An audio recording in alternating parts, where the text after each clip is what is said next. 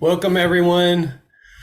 Thank you so much for joining us. We're excited today to have you in this virtual space and just grateful to be in this conversation and co-create some analysis and some strategy around the Inflation Reduction Act and what it means for community benefits and the global climate justice movement. So this is part of broader work at the Othering and Belonging Institute that we're involved in, including various partnerships with local partners, community-based networks, analysis of global trends and policy development, radical imagination. But today we're really focusing in on the Inflation Reduction Act, what it means, what's in it, what are the opportunities and threats, and what are some of the strategies that could make its impact as equitable and transformative as possible. My name's Eli Moore, he, him. I'm the Director of Community Power and Policy Partnerships Program at the Othering and Belonging Institute. I'll be the moderator today, and I wanted to just take a couple minutes in the beginning to give a little bit of a place to this work, because Zoom can feel spaceless, placeless. We're seeing each other through these rectangular screens. But we know that climate justice requires us to have deeper understanding and connection to the places we inhabit. So I just wanted to take a couple minutes to give some context where I'm at, where the Institute is at, and feel free to add your own reflections on your place and where you're rooted. So I'm joining from Richmond, California. Institute is in Berkeley. We are on the unceded land of the Least-John Ohlone people. We are in the Wildcat Creek watershed. Our drinking water here comes from the McCullummy watershed, which is 200 miles east in the Sierra Nevada, land of the McCullummy people. Our food shed is transnational, but we have local food systems being built out, urban farm and gardens stewarded by Urban Tilth and others. In our region, still 60% of people get to work driving in a car alone. This is the driest year on record in California in the last 128 years. Over the last 5 years, we've had over 2 million acres burned by wildfires each year in California. And turning a little bit to our regional economy, 4 out of 10 workers in our region don't make enough to meet their basic needs. 4% of white households and 17% of people of color don't have food security. The ports, refineries, and other hubs of the fossil fuel economy here are sources of long-standing environmental injustice. For instance, the Chevron refinery in Richmond causes 5 to 11 premature deaths each year, according to health scientists. And that's suffered mostly by the majority Black and Latinx neighborhoods around the refinery on the fence line. But this place is also home to visionary environmental justice organizations and leaders like Urban Tilth, Communities for a Better Environment, Asian Pacific Environmental Network, and others. And their plans and their leadership are really a starting point for investment in solutions that center the people closest to the pain. So in a context like this, in a context like yours, what does the Inflation Reduction Act mean? How do we prevent the harm? How do we leverage the opportunities and the resources? And how can we, the big we, put the resources and opportunities to greatest use? So that's kind of a little bit of framing and context and what we're here to talk about. And we just encourage you to use the chat and the information offered and the relationships and connections actively and make the most of this moment. So We are going to have a few speakers and then have some time for conversation and have some time for questions and response and discussion with the speakers. We have a really exciting set of folks here to speak and share their experience and their insights, who've been looking at the IRA, who have been thinking about how it connects and what's in it and how it can be used. And I'm just going to check on one thing about the agenda real quick, and then we'll move on.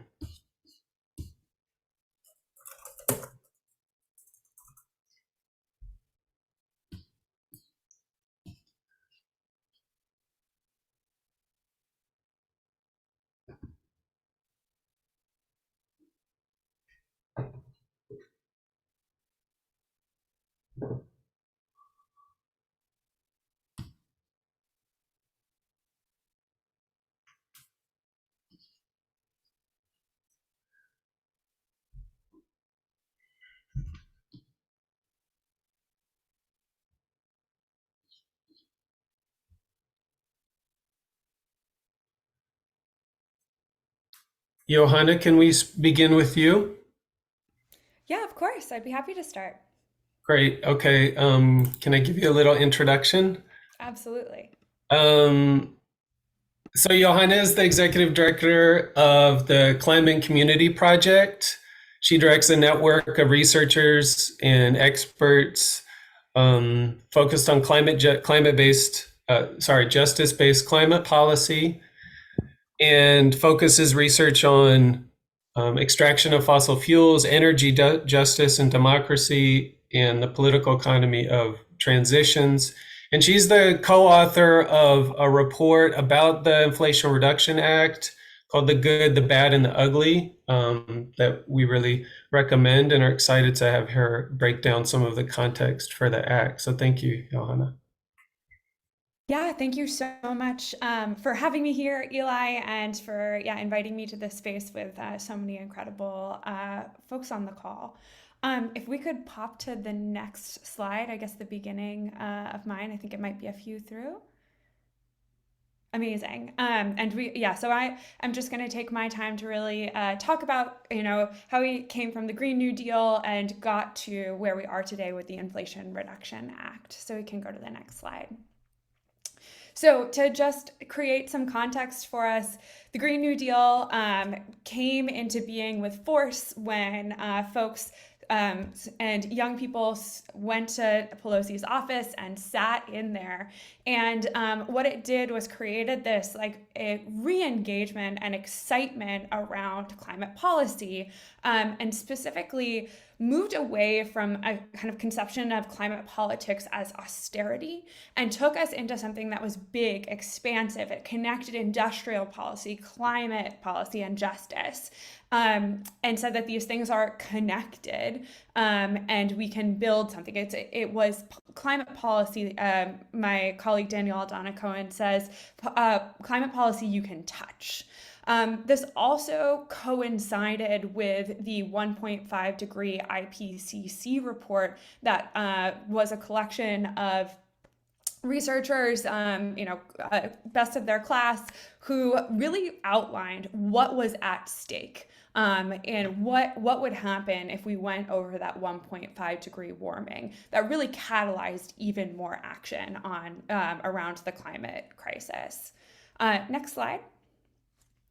So as we have the Green New Deal, it's building, there's power. We're seeing global Green New Deals come up across, we're seeing that across the world, but also in people's local communities. People are fighting for this. Bills specific, like the Green New Deal for public housing, come out, and we're starting to articulate what this means. Then COVID happens, right? We have the COVID crisis that hits, and what we are shown in such explicit terms is like the demonstrable inequality and the crisis at hand within the United States. We also were confronted with the fact that the government can do big things. We can do big investment, and that's what they were doing during COVID-19. Maybe not perfectly, but we saw the opportunity. And folks within Green New Deal spaces and Green New Deal coalition said, okay, we need a targeted approach. We need to build build back from the COVID crisis, but also integrate that with a climate perspective. How do we do that? And so they created the Thrive Agenda. The Thrive Agenda focused on how do we do these two things at once. Then we have Biden come into office. The economy is in shambles still. We're trying to get ourselves back on track. And so there's this big negotiation for Build Back Better. And what you see in the development of this legislation is glimpses of the Green New Deal embedded in there. We see billions of dollars parsed out specifically for retrofitting public housing. We see a very explicit electricity decarbonization plan that's outlined explicitly. We see care work being integrated in medical justice in this big Build Back Better package. But in the congressional machinations, we see that there's this distinction between two bills, the Bipartisan Infrastructure Framework and Build Back Better. And ultimately, these two things are split apart, and Build Back Better does not get passed. It languishes there, and people are exhausted. You know, we have been fighting through the COVID crisis. We've been fighting through more and more disasters and climate extremes. So in kind of the final hours of this Congress, we're seeing like the last final push, and actually congressional staff members and like climate staffers sit in on Senator Schumer's office to say, we need climate, we need a deal.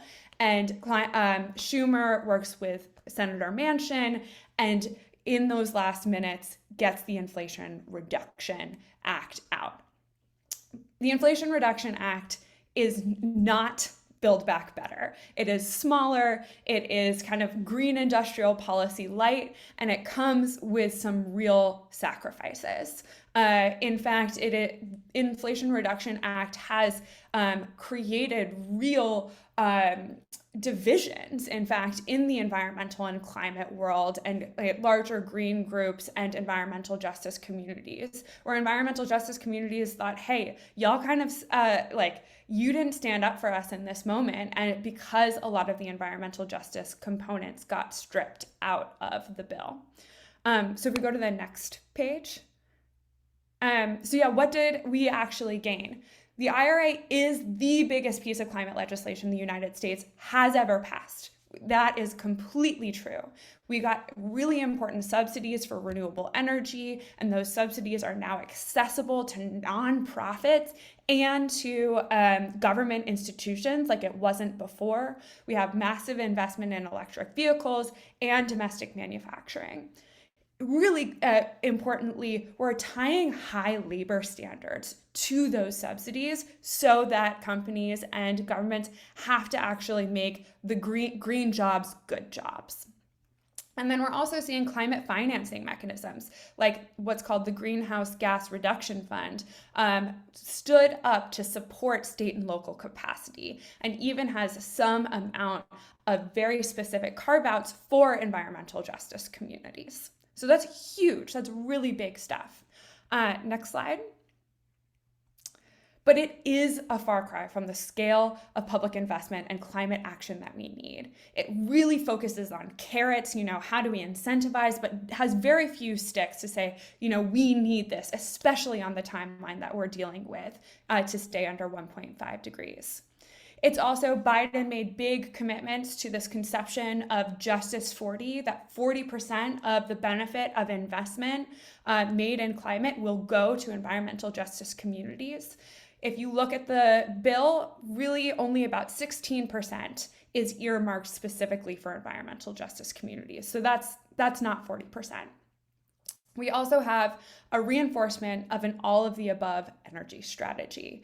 And it does not manage discretely the decline of fossil fuels.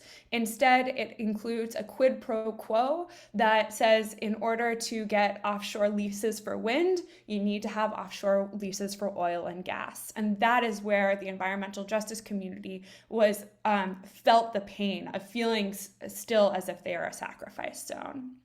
And it also did little to support things like mass transit or generally tenants. Some of the people who are feeling, low-income households and people of color are more likely to be riding mass transit and more likely to be tenants. And they are not filled, or they are not supported as much as they could be in the Inflation Reduction Act.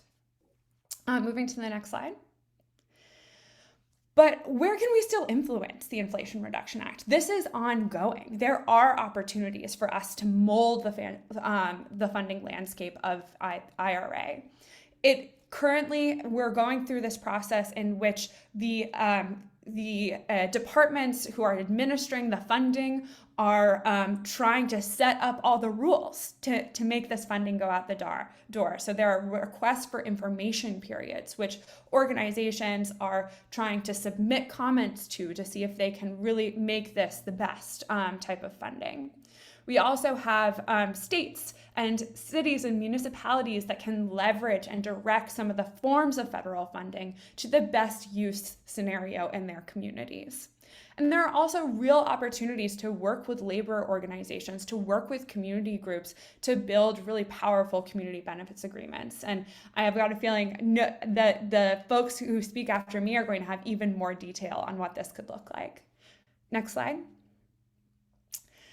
And how does this influence the global climate action? We have COP27, the UN climate change talks coming up right in the next month in Egypt. And Biden is going to have the Inflation Reduction Act in his pocket. And that's a really big thing. It's a big commitment from the United States. But actually, we need around 40% reduction of global climate emissions. Based off of our country's contributions right now, we are only on track for about 7% reductions by 2040. And the Inflation Reduction Act is not going as far as we need it to go. It also, the Inflation Reduction Act doesn't handle our massive fossil fuel export problem. In the United States, we are the biggest exporter of oil and gas in the world, one of the biggest. And the Inflation Reduction Act has a very domestic look at fossil fuels and decarbonization, not thinking about those flows out. And the last piece is that a lot of the bill actually focuses on onshoring the green economy. It's about bringing manufacturing, bringing even extraction of lithium onto the shores of the United States in the name of energy security, as we've been handling the geopolitics of the war in Ukraine and the subsequent energy crisis associated. So even though there are a lot of really positive things about onshoring, we have to think about the global implications and what it means for our relationships with other actors, and especially the folks and countries that did the least to create and cause the climate crisis. How is the United States responding with international solidarity? Next slide. So there is still a global Green New Deal to win. The IRA does show us that we can win investment forward climate policy, that there is stuff that we can do. We can make climate policy that you can touch. We're going to see more electric vehicles. We're going to see retrofits. But it also exposes fractures in the movement, right? Like we still see the fractioning that happened between environmental justice allies and some of the bigger green groups in that moment that the Inflation Reduction Act came out. And it also showed us where we still need to build power, who we need to unseat in order to build the political momentum that's necessary for climate, jobs, and justice, both in the United States and in building a global Green New Deal more internationally. So I know that the other folks that are on this panel are going to speak incredibly eloquently to the brass tacks of how we get this work done, and excited to do that alongside them. So thank you, Eli. Thank you so much, Johanna, for breaking down some of the movement history and the policy history that led up to this moment, and just the really grounded analysis around the kind of fissures and challenges in the work that you've done. So we're gonna turn now to Professor John Powell, the director of the Other and Belonging Institute, and get some broader context on the history of major federal spending bills and the role of government and the struggle for racial justice and belonging and its intersection with these types of bills. I think we can take down the slides for now.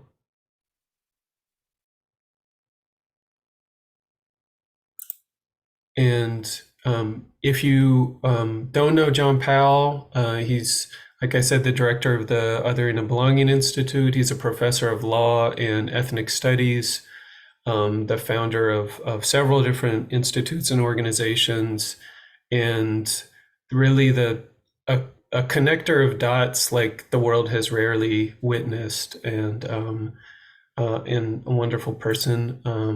I'll pass it over to you, John. Thank you, Eli. It's great to be part of this panel. I may have to leave a little bit early. I'm teaching today, so I have to get ready for class and go teach. But I think this is really an important panel, and I hope it actually spearheads a larger effort. Johanna's laid out some of the frustration in IRA, and there's always frustration. And what I want to do is a couple of things. Suggest that despite the frustration, and others will talk about this as well, there's incredible opportunities, but it doesn't happen automatically. It's not self-executing. So as limited as this is, it's the biggest opportunity we've had in relationship to climate, but it's not self-executing. If we want to close some of those gaps, there's work to be done and opportunities to be had, but it takes organizing, it takes commenting on the regs for the rulemaking, it takes applying, it takes creativity, it takes organization. This is huge. This is the largest in US history. So while we continue to improve on it, I want to remind us, as they say, don't make the perfect enemy of the good. And some of you might say, well, this is not good. Well, it's big if it's not good. And I would say it has a lot of good aspects to it. So in some ways, that's not unusual. So we go back to the government's history in terms of passing major legislation. And Johanna's right, is that part of the thing is that we had fallen into a stupor that the government can't do anything big. We go back to the Great Depression, and there's a slew of legislation starting in 1933 with the Emergency Banking Act, and then several other things, many of which we take for granted now, came during that time period. The government was playing big, but even then, when it was playing big, it wasn't playing perfect. Many of you know that much of the work that came out of the Great Depression and Roosevelt actually left out communities of color or disproportionately included communities of color. So the housing also instituted redlining. So they definitely had negative aspects, and yet at the same time, it transformed America. Coming up more recently, we come back to the recession of 2008 and the American Recovery and Reinvestment Act under President Obama, which was another huge piece of legislation, stepping in, trying to help Americans grapple with a great recession. And we actually worked some with the White House at that time. One of the contradictory positions was, this is going to actually help marginalized people, and in order to take advantage of it, you have to be shovel ready. And I was at the Kirwan Institute at the time, and was saying that's a contradiction and a problem, because many marginalized communities, many communities of color did not have a shovel. Their shovel was not ready. And that wasn't just a slogan. It turns out to be a policy in terms of how money was pushed out. And we created a report, which I think you can still get, as well as we set up a thing of tracking where the money was going. And an interesting thing happened, because I was called to the White House, asked to take down our metrics. because it looked like money was not going proportionally to the Black community.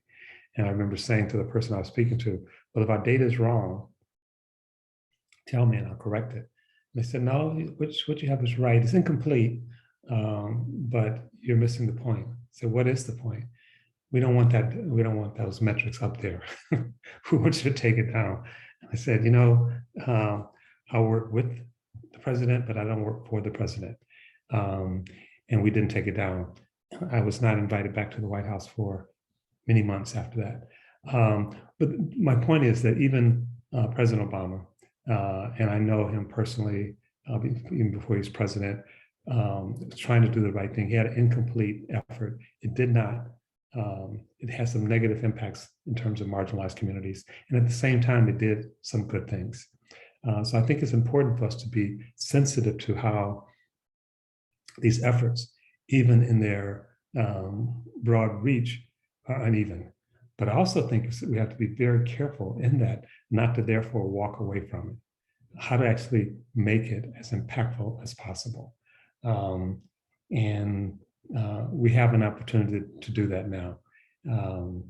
Actually, just as a footnote, I got a text this morning from an organizing friend of mine. And he complimented me on pushing for tax credits for people who are hired out of marginalized communities. This is D'Angelo Buster out of Illinois. He said they're close to actually putting that in place. And it was interesting because this conversation happened in 2010. He said, we're almost there. My memory of the conversation, I don't know if D'Angelo's on the call or not, is that it wasn't you give tax credits to companies, you give tax credits to individuals. You make them portable. It sounds like that there's something's happened. And so that if there's a tax credit, it will go to companies and not to individuals. I still think that's good. That's my point. I don't think it's as good as what I had in mind, which is giving it to individual workers. What is the IRA supposed to do? Well, it actually is supposed to do many different things. We're talking about it largely today in terms of the environment, but it also, by its very name, is the Inflation Reduction Act. It's supposed to reduce inflation. Some people say it won't do that, or it will take too long, but that's part of the goal. It also has a medical component, dealing with prescription drugs, especially for seniors. So this package is huge. And then, of course, the environmental piece. And the environmental piece is also a jobs piece, and it's an investment piece. So it's a big bill, has many parts to it, and it's very technical. I'm going to stop and just acknowledge the panel, and also acknowledge my friend Joe Recchie. He's one of the first people who called me up and said, there's so many opportunities in this bill, but they're not self-executing. We need to do something. Working with Eli and others, we've been trying to figure out what collectively can we do, both to do what Johanna said in terms of getting closer to Build Back Better on one hand, but also taking advantage of the opportunities that's in this bill. So I'll end this by saying, there's an election coming up. So part of the reason that we got this bill instead of Build Back Better is because the country's essentially tied in terms of the Republicans and Democrats. It was tied up in Congress. There wasn't a push. And if we don't participate, if we don't go out and vote, if we don't engage, and there's a lot of reasons why we might not that are understandable and legitimate, but it pushes us in a deeper hole. So despite all the difficulties, I think it's critical that we be involved, both with the bill, but also our electoral process, even though it's deeply flawed. Thank you. I'll turn it back over to Eli.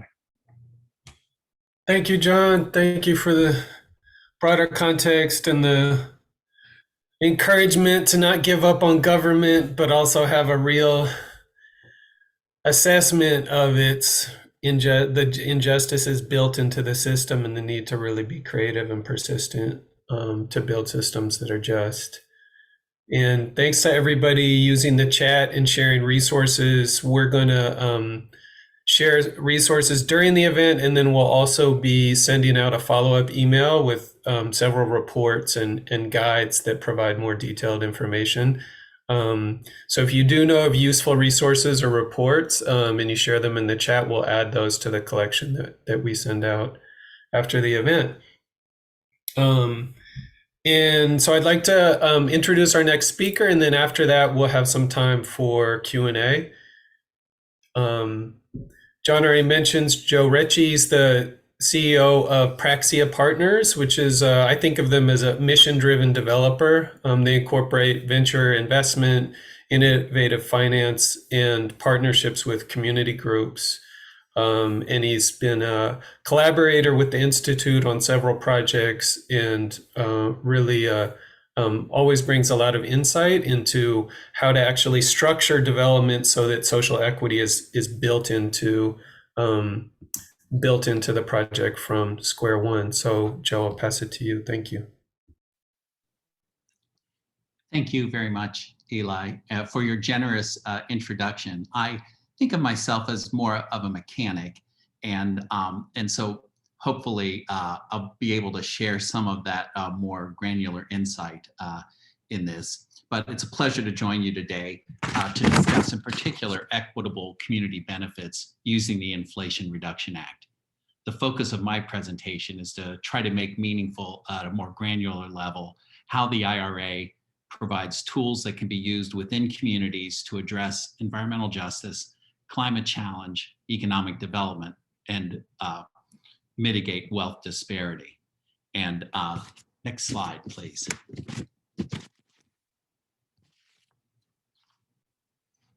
Thank you. I just have this as a placeholder if you want to get a hold of me. That's the website. Praxia Partners is a family of social enterprises. They are somewhat integrated in that we work in the community development, economic development, and renewable energy space. And especially how that works with many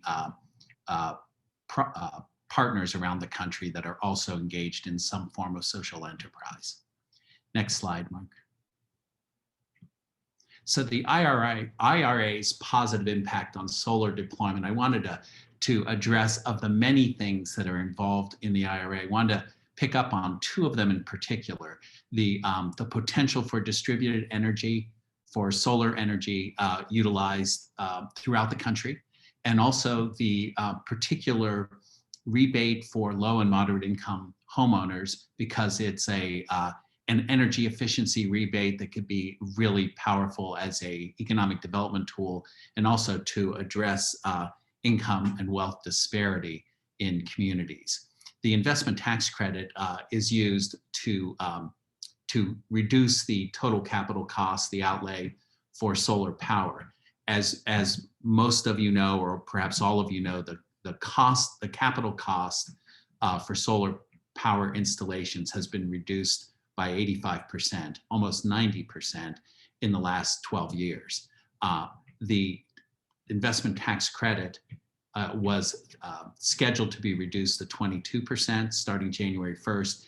It now has significant incentives by using prevailing wage commitments and apprenticeship commitments to lift that to a baseline of 30% with the potential to raise it above that. As a result, it is possible to use solar power to deliver cheaper, less expensive power to consumers everywhere in the United States. That's everywhere. Every community can deliver cheaper power than the price they're paying for fossil fuels right now. And to put that in perspective, the marketplace for renewable energy is literally the size of the energy market in the United States. As we reach that tipping point where the cost and delivery of renewable energy is less than fossil fuels, it has a monumental impact on our future. The single most important aspect of this investment tax credit is that in most cases it operates without a cap. That is, there's no upward limit on how much can be utilized in the form of investment tax credits over the next 10 years.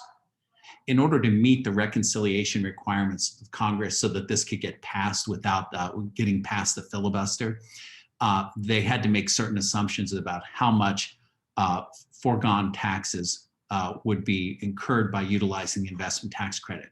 Communities can vastly outperform those assumptions with low-cost power by being organized. So I want to emphasize that because it's the ability to expand significantly from the original contours of the Inflation Reduction Act to meet the requirements of communities, and especially those environmental justice communities. As Johanna said just a moment ago, though the intention was to have 40% or the Justice 40, only 16% is earmarked. That doesn't mean that's the maximum that can be in these communities. It's just the maximum that is earmarked. Or community organizing, block by block community organizing can lift those numbers significantly. Let's see. Next slide, please. So the incentive strengthens solar deployment in areas that serve vulnerable populations, and that includes tribal lands, low-income communities, communities impacted by closed coal power plants, by coal mines. So those census tracts within the low-income communities themselves throughout the country following the poverty statistics, and then special incentives for utilization and affordable housing. So there are areas that could be significant, even more significant in the reduction of electricity costs. Throughout the country, electricity rates can be reduced for consumers from 10% to 70%. That's a massive change. And I'm focused on the economics of this because the economics of it drives the private investment, which must come to the table to match or literally exceed the amount of funding that is being provided by the federal government. So for example, if the 30% investment tax credit is available, 70% of those capital costs have to come from other sources.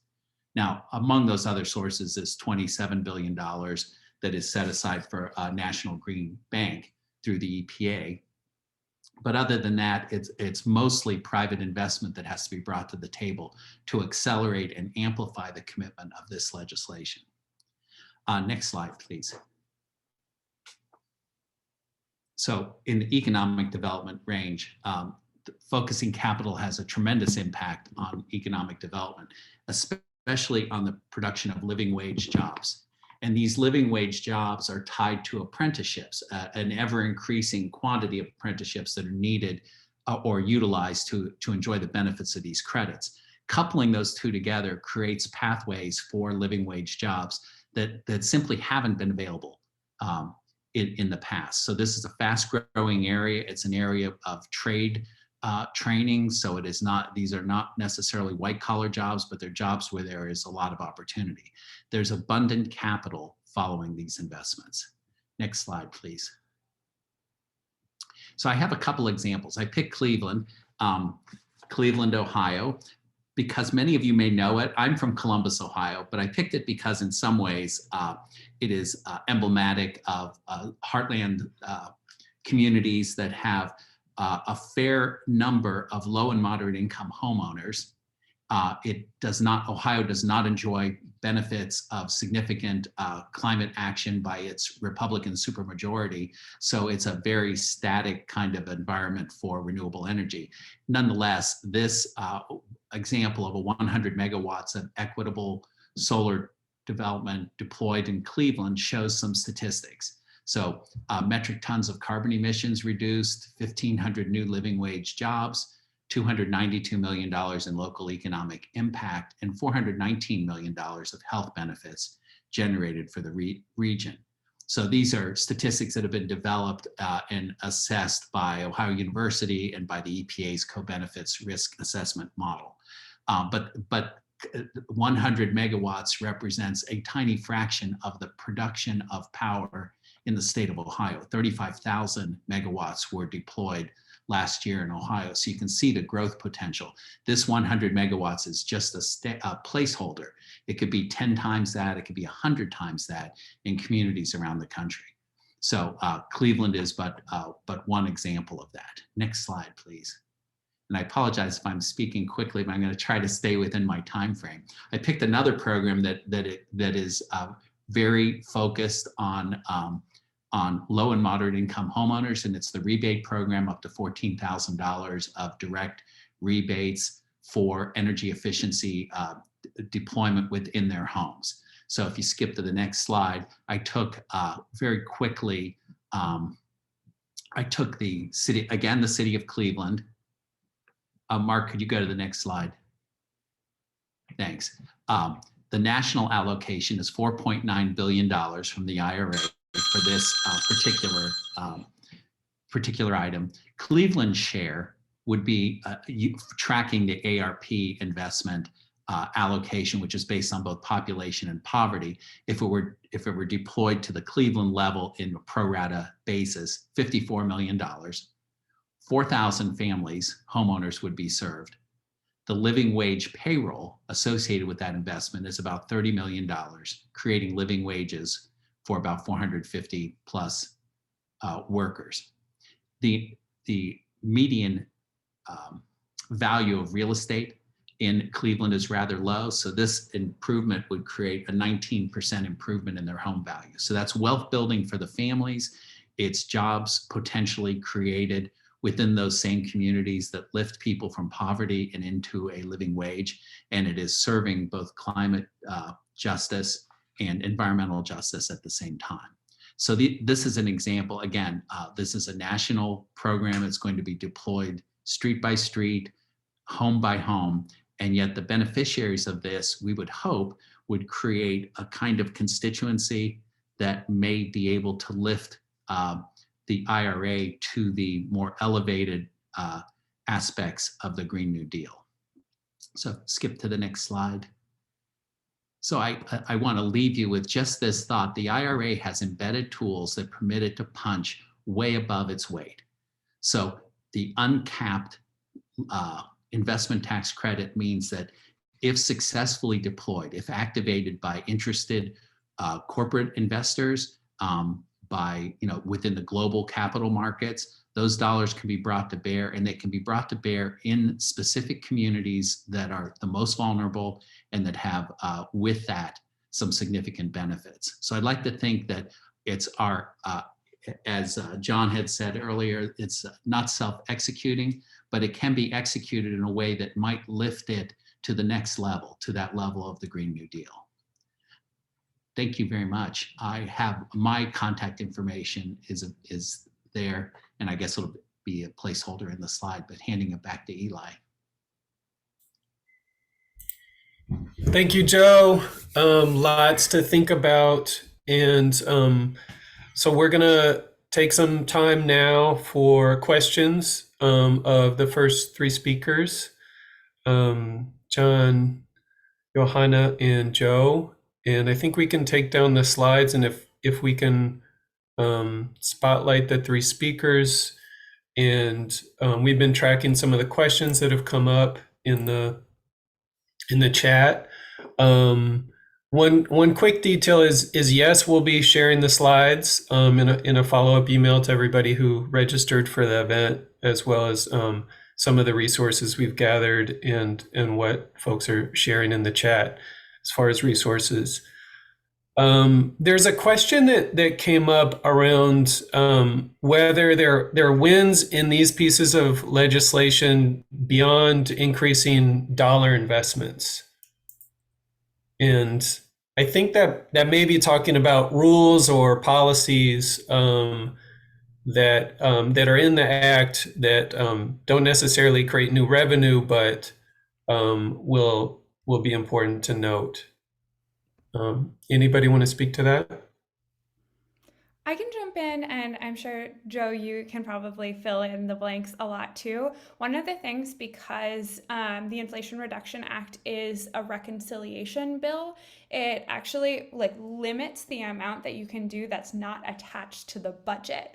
So everything kind of has to be connected in some way to funds and investment. So this was also true in Build Back Better, for instance, and the original Clean Energy Payment Plan is what it was called in Build Back Better, created incentives, but you only got the incentives if you had achieved certain levels of investment in renewable energy. It was kind of like a clean energy standard, but it was navigating itself through funding for that reason. So what you'll see, and like what I think is really powerful when it comes to the Inflation Reduction Act, and Joe hit on this as well, is that actually tied things to that investment that were really big wins. And I think like one of the biggest ones was that you don't actually get access to the full amount of the subsidy possible for the renewable energy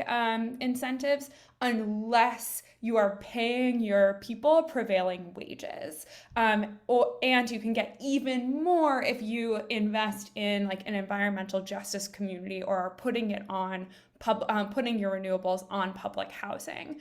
So they've actually found these kind of workarounds, even though they couldn't have like, this is the new law, you can't do this anymore, or you have to do this. They created ways to connect incentives to much better standards that are going to do things like make green jobs good jobs.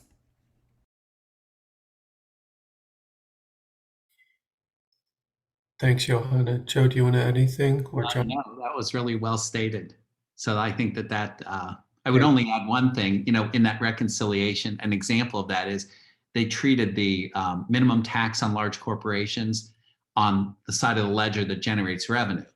Then they allowed the offset of that, so you can even cheat on that dollar for dollar by putting money into renewable energy. So you can see how, in a way, it's a little bit of a Trojan horse in a positive way. The reduction in revenue and the devotion of funds to renewable energy could actually increase the bulk of the Inflation Reduction Act. And again, because it's uncapped, there could be a massive shift from corporations that wish to offset that tax into these specific channels that have been designed to create jobs, living wage jobs, and address climate. That's why I think of it as ability to punch above its weight.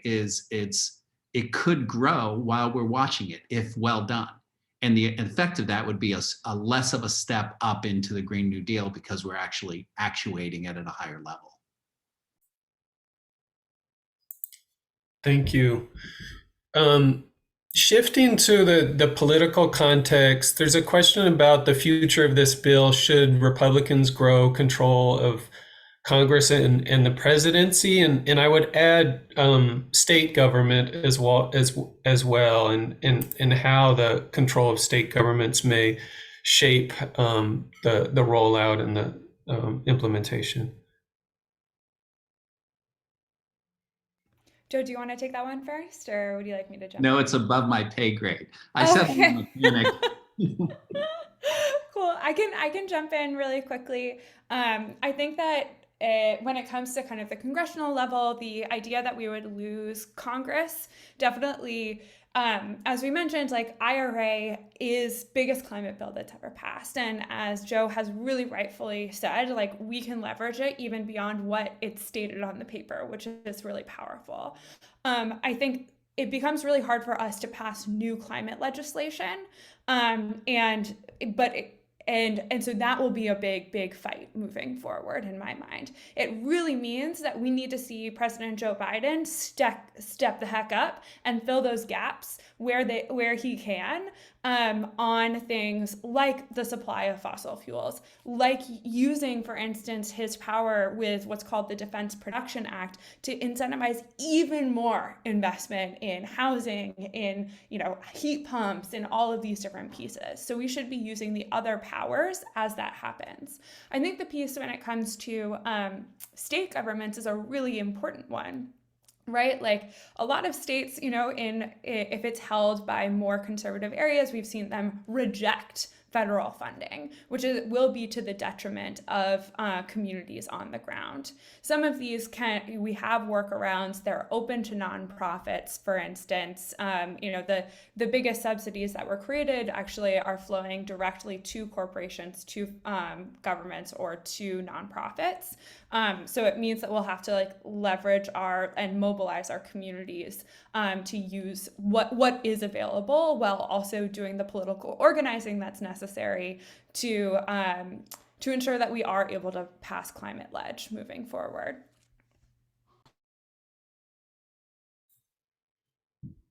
Thank you, Johanna. And so another question here around kind of implementation and organizing is about how we center Indigenous voices and wisdom in the climate justice movement, and what this looks like in the work around the IRA implementation.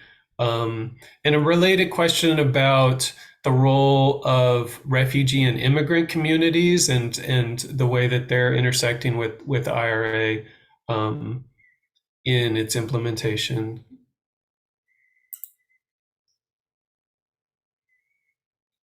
I can step up on this for a moment, if you will, both with respect to refugees and immigrants and other vulnerable populations, tying this together with job training, because that pathway is so clear. The benefits, just to put it in context, that investment tax credit was actually reduced to 6% from 26%. So the stick part of it is if you don't follow the pathway that we're creating for jobs in the United States, you don't get much of a credit at all. You're almost down to zero.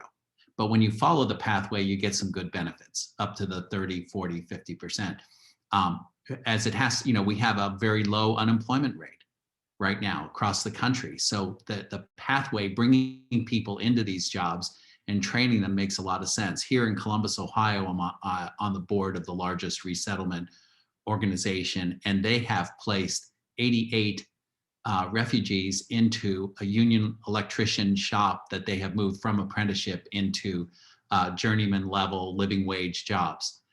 And so much so that some of them, with their training, have broken off and formed their own companies.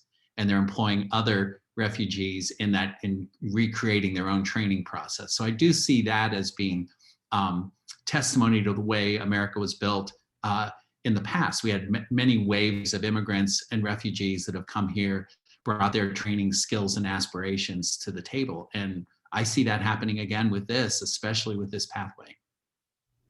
Yeah, that's a really good point, Joe. And just to build a little bit, there was a certain amount of funding that was specific to tribal nations, especially for rural, especially rural electrification, getting solar into into Native communities. So that is defined, but I think that there's a lot more that we could do. There's so much traditional ecological knowledge that is not actually integrated into how we, for instance, do our fire planning and resilience, which is so critical in a place like California.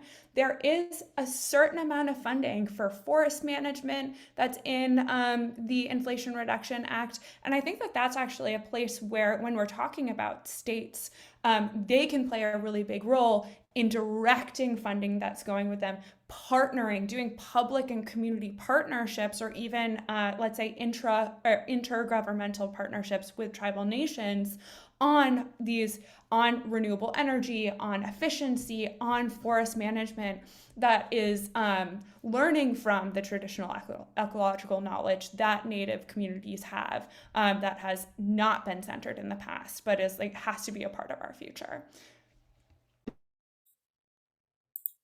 Yes, thank you. The future absolutely depends on that. It feels like one of the actual justices that's essential for all of us to finally honor that wisdom.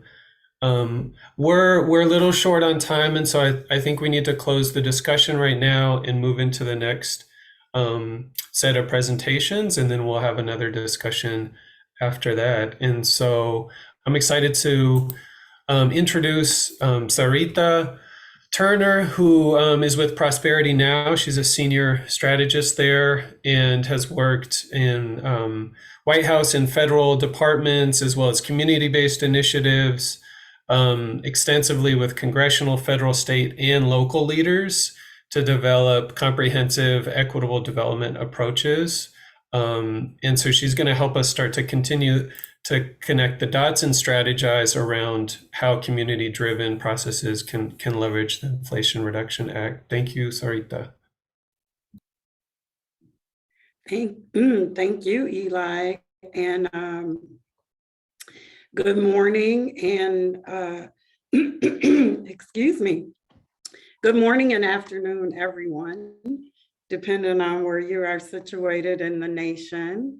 I first want to thank the Othering and Belonging Institute for inviting Prosperity Now to be a part of this extremely important conversation.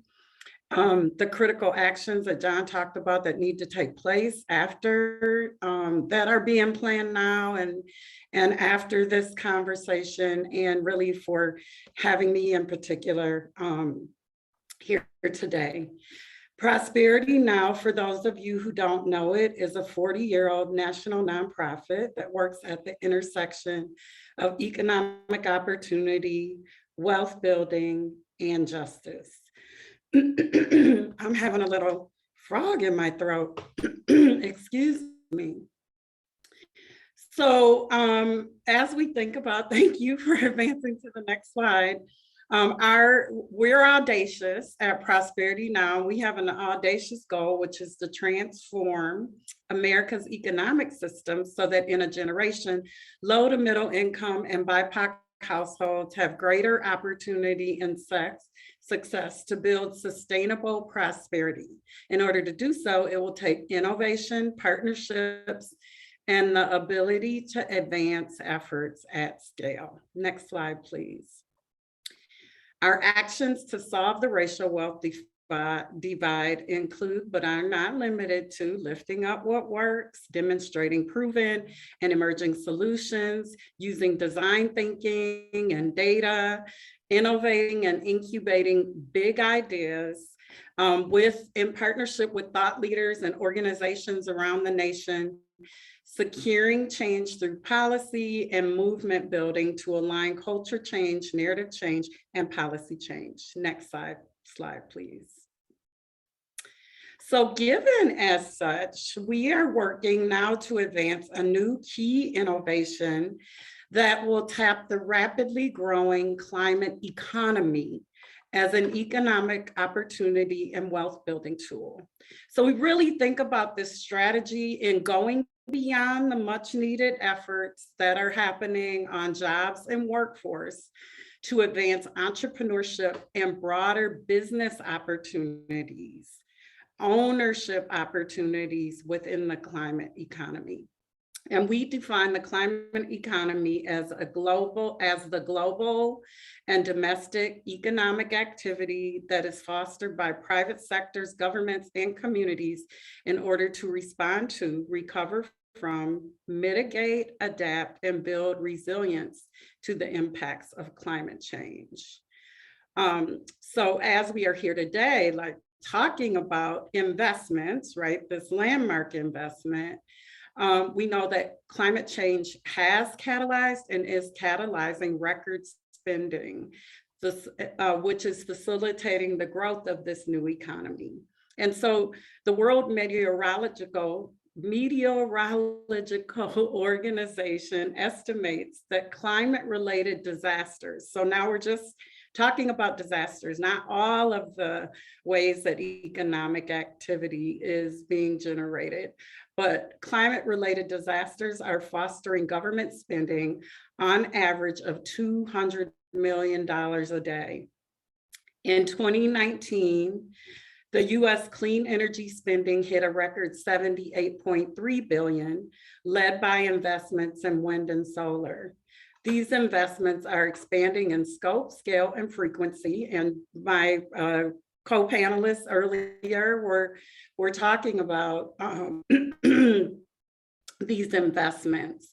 And in the 2023 federal budget, this administration allocated an additional $45 billion in new spending for climate change, clean energy, and environmental justice programs. So US climate investments are causing the clean energy sector to outpace traditional energy sectors and job growth. In the power sector, zero emissions generation was responsible for 544,000 jobs in 2019, which was more than double the 214,000 jobs in the fossil fuel generation. US businesses are also enjoying record industry growth and increased clean energy market share globally. So the US energy industry generated $238 billion in revenue in 2018. Next slide, please. So we are really in a time where we are seeing record spending, right? And we know that growth is happening, but is the growth shared broadly? And more importantly, is it shared with those that need it the most? Data collection on climate economy participation for Black and Brown owned businesses is almost non-existent. We really need to beef up data collection on businesses that are participating in the climate sectors by race. But as sporadic as the data is, we can surmise, right, from what we're able to piece together, and some of those data points are on the screen, that no, Black and Brown communities are not enjoying these gains. For instance, after Hurricane Harvey, the same year, less than 1% of the contracts went to Black and Brown owned firms. The disparities in contracting are compounded by the lack of access to disaster recovery dollars in small business lending. Another study found that the Small Business Administration approved over 52 disaster recovery loans in communities that were majority white, while approving only 20% of recovery loans in majority Black communities. Next slide, please.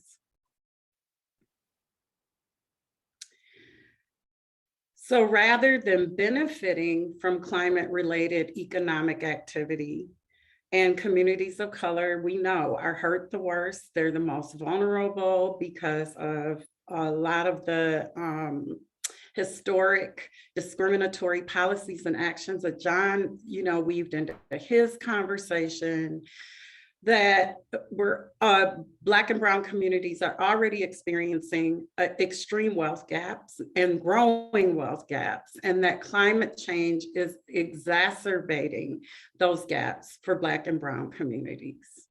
Next slide, please. So finally, let's talk about the Inflation Reduction Act. I bet you thought, when's she gonna get to that? This landmark legislation offers a window of opportunity to engage Black and Brown communities in the economic benefits of the climate economy. So again, jobs are critical, jobs are important. All the work that we're doing and much more needs to be done around jobs, but we need to also advance wealth building opportunities. There are folks who are experiencing wealth, who are the owners of the companies that are, the manufacturing and the suppliers and the supply chain. So we really need to focus on that. And so, unfortunately, next slide, please. I'm gonna speed it up because I got a 1-minute warning.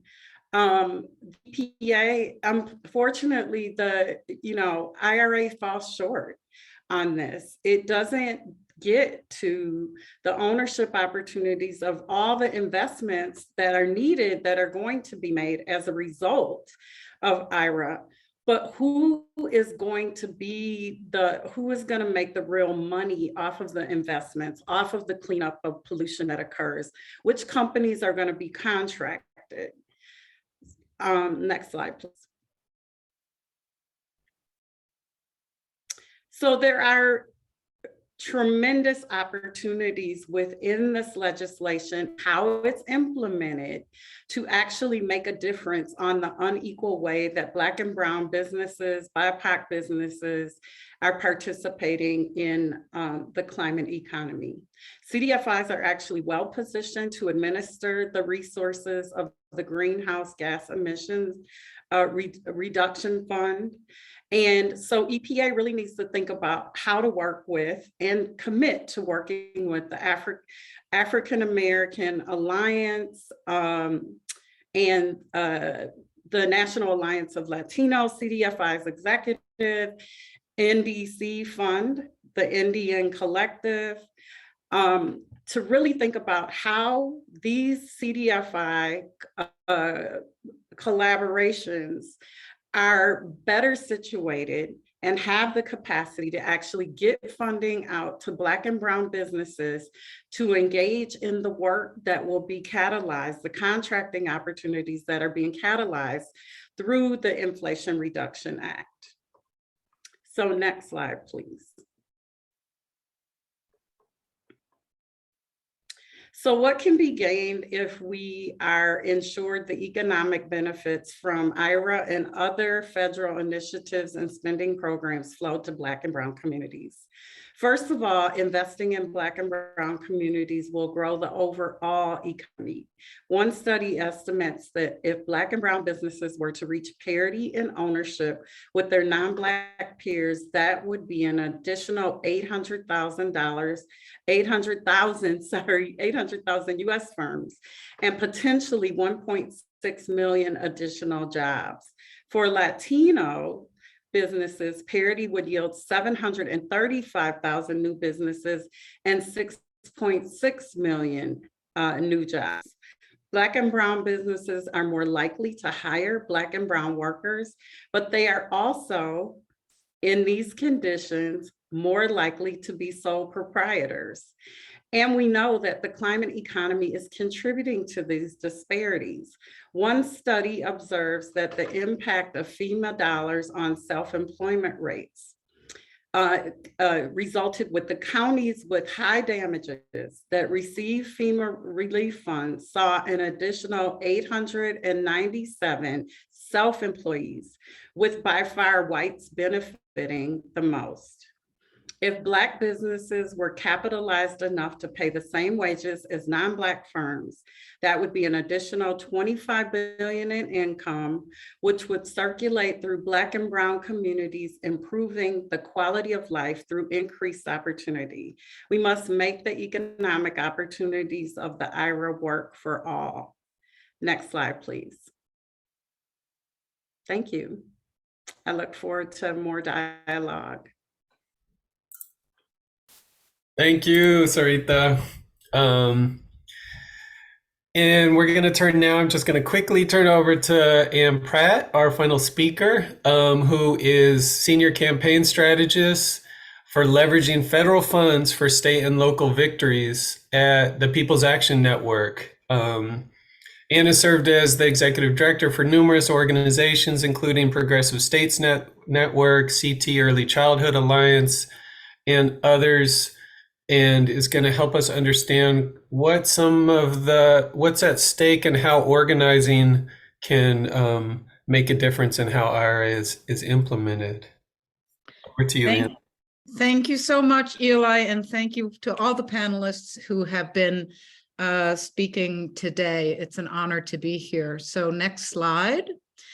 So People's Action is an organization that builds the power of poor and working people in urban, rural, and suburban areas to win change through issue fights and elections. Next slide. We are a network of 40 power building member organizations across 30 states, and we take collective action to change national and state level policy. Our mission is to create a long-term agenda for racial, economic, and gender justice by investing in people and their organizations at local and state federal levels. Next slide. So as Eli mentioned, we do have a program, or maybe not mentioned, but we have a program at People's Action called Leveraging Federal Resources for State and Local Victories. This is a representation of the active organizations in this, what we call cohort or program work that we do. All of these organizations are member-led, and they are what we call power building organizations, which is focused on making sure we get the people in the communities to drive the agenda and to be engaged in actually making these programs work based upon their own needs. We are working across 18 states, and this is a list of many of the organizations that have not only engaged in this work, but are winning victories and are wrestling with how to make this work work for their communities. Let's do next slide.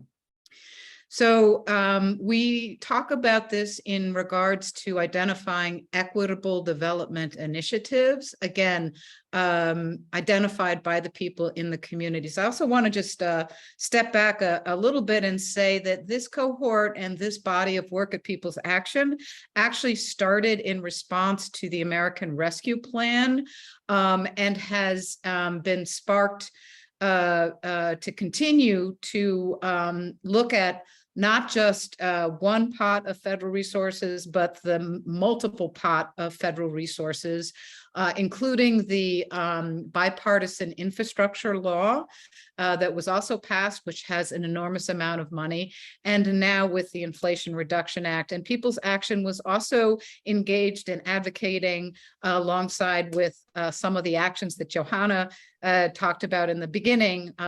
People's Action was part of trying to push that through as well. But some of the examples that I list here are the examples of organizations that are implementing using federal resources to implement these kinds of things. So storm recovery in New Jersey, many people have not gotten remediation for Ida and Hurricane Ida. So lots of energy going into getting those resources into people's hands to get their homes fixed up after the hurricane. In New York, they're doing some youth infrastructure work. And that is also infrastructure work that came from knocking on people's doors and getting people engaged. Affordable housing, and I'm going to go into sort of showing you a bit of our viewpoint of how to look at programs that can be established based upon communities' needs that we believe could also be applied to the Inflation Reduction Act as well. And I'm going to talk about an affordable housing case study at the next slide.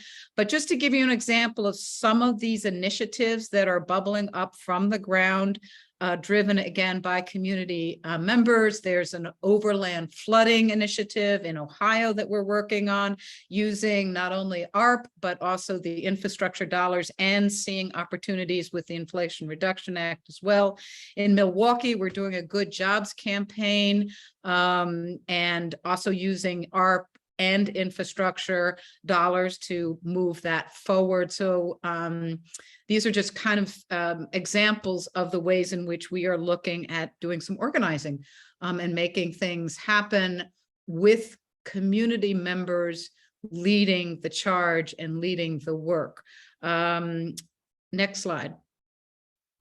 So equitable development, I gave you some examples of what we regard as equitable development and some of the issues that we are working on that, again, we will be connecting and wanting to include, obviously, some of the provisions in the IRA, which also this panel has provided lots of different ways to go at that.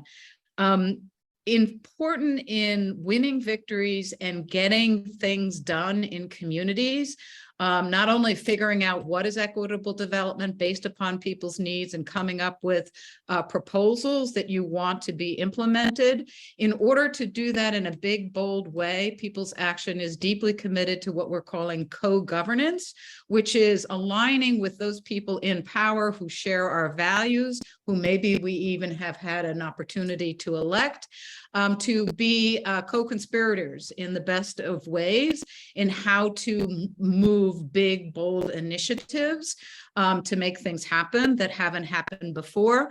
And then finally, a huge issue that we believe that's also been referenced by other panel members is implementation, particularly in Black and Brown communities, as many panelists has already mentioned. Who leads, how they lead, and what they're leading is hugely significant. So if you have an apprenticeship program, you have a jobs program, you have housing development program, making sure that those programs actually get to the people and serve the people in the way that makes a difference in your lives is a huge body of work that we are deeply committed to developing and improving, frankly. Next slide. So the case study that I'm going to go over quickly is a whole home repairs program in Pennsylvania. It was a partnership between an organization called PA Stands Up and State Senator Nikhil Saval and other partners in Pennsylvania. This program was basically gives homeowners up to $50,000 to do home repairs, which is a game changer in Pennsylvania. Not only does it give home repair opportunities for home, but also small landlords. And in that, it requires that there be a job development, job apprenticeship, and good jobs component to the distribution of these funds. And it also includes weatherization programs. So many of the programs that we've worked on for affordable housing, which have included not only PA, but Connecticut, Maine. We're also working in Washington State to do a whole home repair program like Pennsylvania, which is that so many homes, particularly older homes, can't get weatherized because their roofs are leaking or they just need some repair, but they also can't get the money to get those repair done. So these programs, Pennsylvania, Connecticut, and Maine, are addressing those very problems. In Connecticut, there's also a provision that the program will include heat pumps and solar panels. Again, seeing that IRA as huge to being able to invest in a program that already exists. So this program in PA is huge and was the result of people identifying the issue. It was also the result of a bipartisan effort. You can go to the next slide. That was actually created by PA Stands Up and Nikhil Saval in terms of winning this victory. So it was both Republicans and Democrats. The other important piece out of all of this big, huge victory, $125 million in American Rescue Plan funds was put in to start this program. We understand that this program is going to need a lot more money. And our next step is really not only just figuring out and making sure implementation really works for people in community, but that there's going to be more needed money to do the stuff like weatherization. And hopefully we'll get to a point where it'll be solar and heat pump installations as well. So this is the kind of next slide, and it'll be the second to the last, which is just talking a little bit about the state and local funds investment. Again, this has been a focus, but it connects very significantly to the infrastructure bill and also IRA. So we will be continuing to do the fight on implementation, on fully funding these programs, and continuing to create these programs in other states. And I just put my timer on. Last slide is my contact information, and that's okay. It'll be there. So Eli, I just wanted to make sure I got us on time. So thanks so much. Yep. Thank you. We have time for a couple of questions, and some great questions have come up in the chat. One of them is curious if the panelists have thoughts about how the clean energy initiatives in the IRA could be fashioned to prevent or at least slow down displacement and gentrification in low-income areas and BIPOC communities. Sarita, and thoughts on that?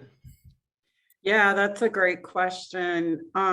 So my thoughts are really related back to true economic opportunity flowing as a result of the investments that are being made. We need low-cost solar. We need alternative sources of energy. We need pollution cleanup. We need all of the things that investments that will be made, but we also need to be the people in those communities that are actually benefiting from the economic activity.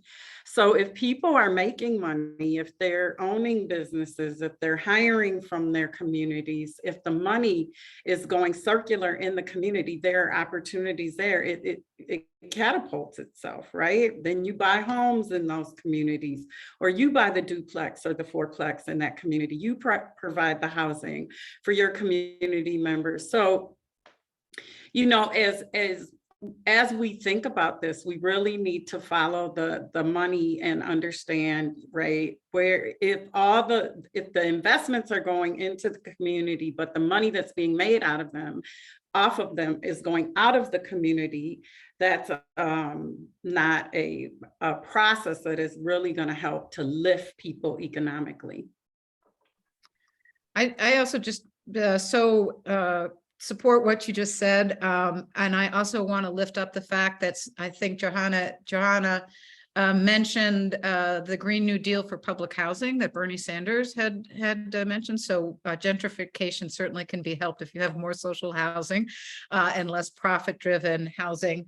So just to put that up, and many of the affordable housing initiatives that are now being created were really inspired by the Green New Deal public housing proposal, which was about making sure you have all of the energy efficiency provisions in public housing, because you can do that presumably a lot easier than private. Thank you. Such an important question and such an ongoing struggle. The other question here is around, do you anticipate pushback from more conservative communities in implementation of the IRA and its various efforts to center the needs of folks who have been most left out and most impacted? And how are you thinking about the strategy in those areas?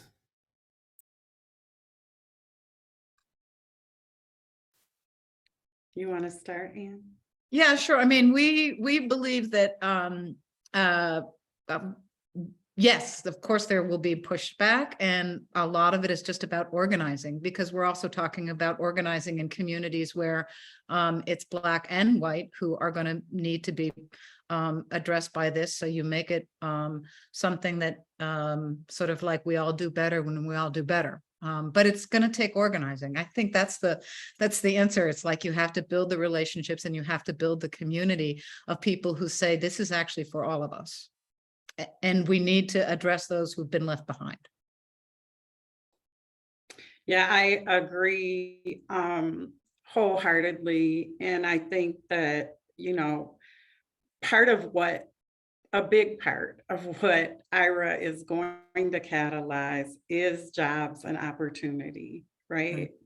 Mm-hmm. And so if we think about how to ensure that everyone can participate, right, it's kind of taking a page out of John's playbook around targeted universalism, where, the opportunities are for everyone, but we have to go to where the bleeding is the most acute first. Stop that and then build out. But we have to think about ways to talk about the work, maybe in ways that will resonate with some. And then we just know there's going to be straight up opposition no matter what we do or how we frame it or what opportunities are available for who. that are going to come, and that is where we have to arm ourselves politically and be ready to fight and get to the polls, organize our communities, and ensure that we keep a forward trajectory going on this important work.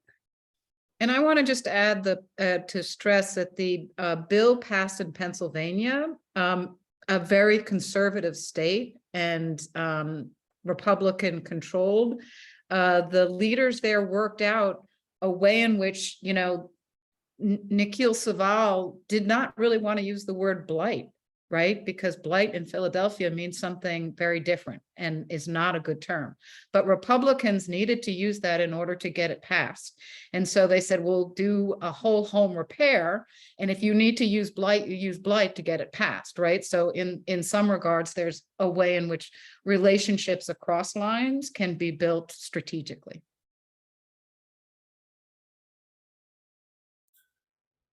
All right, on that note of hope and the need for organizing and building bridges, we'll have to end. We've used every last minute of this event and just really appreciate all the presenters and everybody who participated, and invite you to share some feedback with us through this evaluation form in the chat.